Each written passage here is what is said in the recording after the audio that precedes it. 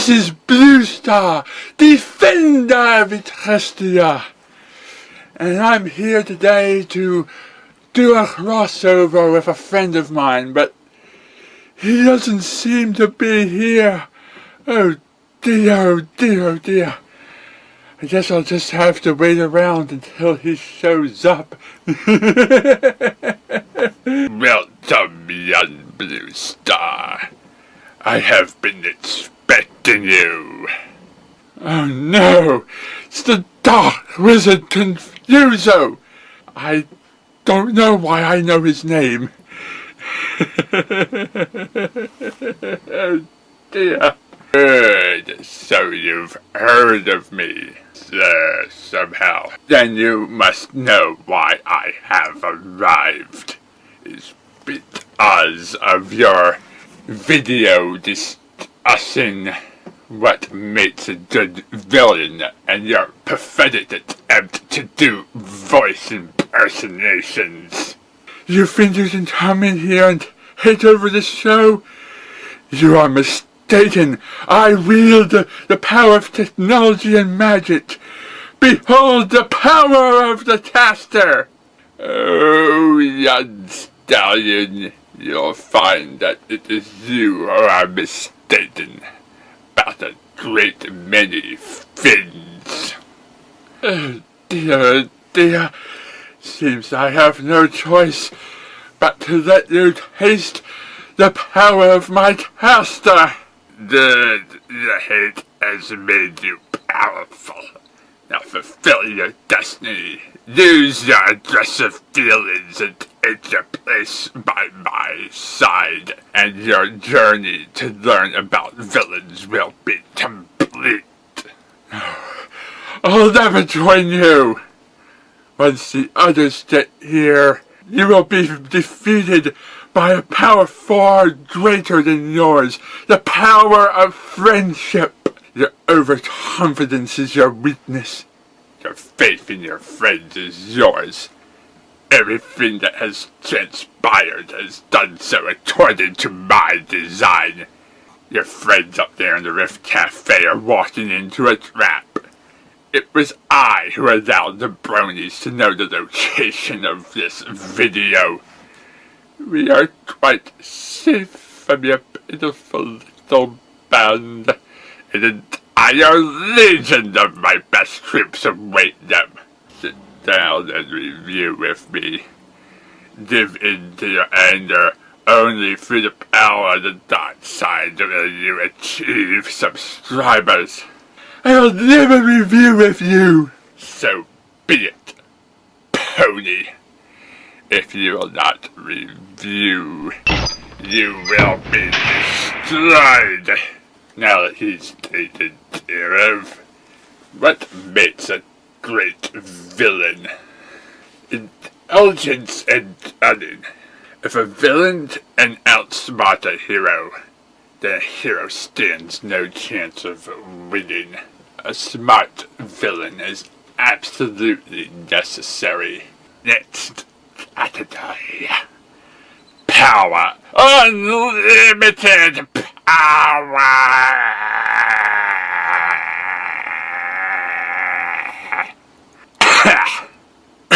Line. A villain who can overpower the hero is a great villain. The best way for a villain to prove his worth is by defeating the hero's most recent, most powerful villain. By showing that you can defeat another villain in battle, you prove your power. Next categories. Manipulation. If a villain can't defeat a hero, sometimes it is better to get the hero on the villain's side. Make them think that you're working towards something noble, something good, something that the hero can justify and stand behind you, supporting you. Get the hero's sympathy.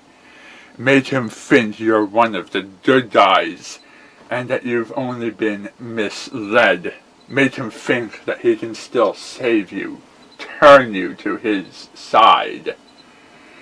if you can convince the hero that your purpose is justifiable and true and noble, then the hero will support the villain until the villain stabs the hero in the back and reveals the true purpose of his plan. Always remember, villains should stay at least 10 steps ahead of heroes.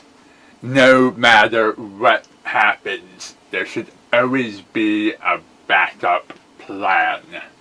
If something goes wrong, there should be already formed in your head a plan of action to continue your villainous scheme, even if the first attempt is thwarted. You should expect all of the hero's actions and have a plan of action yourself to counter what the hero attempts. It should feel as if you wanted the hero to do the actions that he does, because you knew that the hero's own actions would only further your own evil plans. That's how you show your intelligence. Next categories. Intimidation. If a villain can bring fear with just his presence, he will be long remembered. If you, by just a single glance, can be so terrifying that everyone who looks upon you is frightened, the frightened masses won't be willing to even attempt to oppose your actions. And even if they do fight you, it'll be difficult for them to forget that which they are afraid of. Do whatever it takes to make yourself look intimidating and opposing and ominous. A goal is important to have for any villain. If you do not have a goal in mind when you set forth to do whatever it is you want to do, then you're just wandering around doing evil stuff because it's fun. You should have a plan in your head and know how that plan works. What is it that you wish to achieve at the end of the day? Why are you evil? Why do you do the things that you do? The alternative to this can be just as villainous, and that is pure insanity. Doing random acts of evil purely because it's fun, bringing people chaos and disorder, having no interest whatsoever in financial gain, and simply wishing to watch the world burn. Not that there's anything wrong with this, it can be actually quite unpredictable. You also have to be a good leader, delegate responsibilities, have henchmen and minions, and others who will do whatever it is you ask them to do. Just make sure that they know their place, and don't try to betray you. And make sure that they're competent enough to get the job done. A villain can be powerful if he works in a team, but not if all of the villains are equal to him. When all villains are equal in power, they can have struggles to see who is truly the most powerful. Villain teams often fall apart due to disagreements. It is often better to work alone or to work when you are the most powerful ever. Do whatever it takes to make sure your team knows you are clearly superior. There are many examples of good villains on other shows, such as Avatar: The Last Airbender and The Legend of Korra.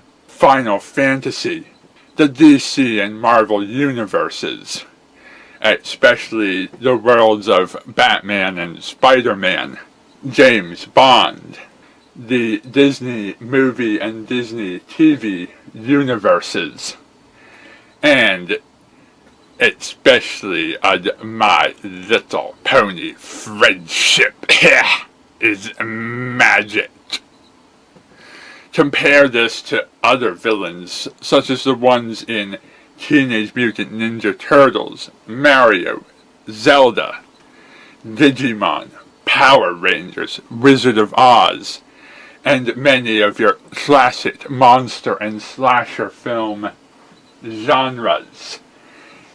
These are villains who are either completely bumbling and incompetent, or villains who are very much one note and want the same thing every time they appear and never change their strategy. You also have situations like on the series Star Trek, where the villain can be someone different every time you watch the series, and where also the villain isn't always a villain. Sometimes villains can be other things, such as conflict between man and nature, or between situations that are simply misunderstood. There are many things in life that can cause conflict, but conflict is absolutely necessary for good storytelling. So in many ways, villains are vital to creating heroes. Also, if a villain is to be long remembered, the villain should strike hard against the hero and do something devastating at the hero's heart. Destroy a location or a person or a thing that is precious to the hero. Do whatever it takes to drive that knife through the hero's heart and destroy him, cripple him emotionally, attack the hero in the most personal and damaging ways possible, and you will never be forgotten. Even if you are defeated, you will still be long remembered. If you would like to learn more about a good villain, I have included links in the description area. Now, this show is mine. You have no choice but to subscribe. You forgot one thing. Villains should never monologue. I am back stronger than ever. Your rants have given me time to power up through the magic of friendship. Now I'm going to kick your flank. Eat faster. No!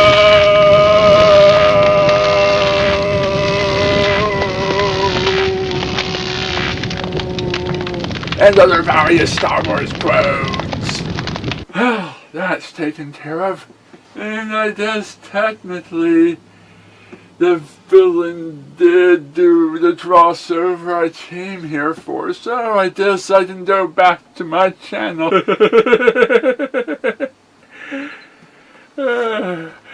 But whatever happened to the guy I was supposed to do my crossover with? He still hasn't shown. Oh, I hope he's alright.